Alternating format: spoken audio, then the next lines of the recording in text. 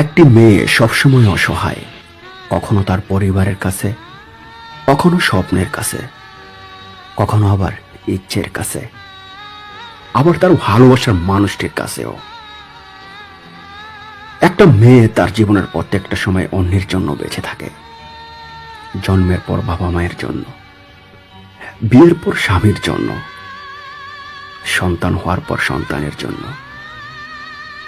তার জীবনে কোনো চাও পাওয়া থাকে না, যা থাকে সেটা হলো সবাইকে নিয়ে বেঁচে থাকার স্বপ্ন। মেয়েটা পারে না তার ইচ্ছার মতো চলতে, পারে না তার ছোট ছোট স্বপ্নগুলো সম্পূর্ণ করতে, পারে না কাউকে ভালোবেসে সুখে থাকতে।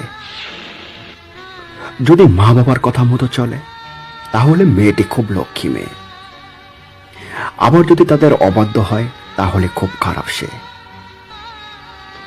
ভালোবাসার মানুষের হাত ধরে চলে গেলে তার কাছে তার ভালোবাসার মানুষটি খুব প্রিয়। যদি তার কাছে না গিয়ে পরিবারের কথা মতো চলে তাহলে সে স্বার্থপর, বেঈমান, প্রতারক, বিশ্বাসঘাতক। সবার কাছেই সে অসহায়।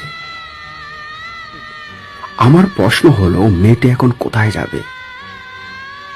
জীবনে সবকিছু ত্যাগ করে মেয়েরা, তবুও কিছু ছেলে বলে মেয়েদের মন বোঝা সম্ভব না। আমি বলি, তোমার মাকে তুমি ভালোবাসো, তাকে বুঝতে শেখো। ওই মানুষটা কি কি ত্যাগ করেছে তোমাদের জন্য, তাহলে একটা মেয়ের মন বুঝতে পারবে সহজে। সব মেয়েরা ছেলেদের পকেট ভর্তি টাকা চায় না। কিছু মেয়ে আছে যারা চায় একটু কেয়ার আর একটু ভালোবাসা।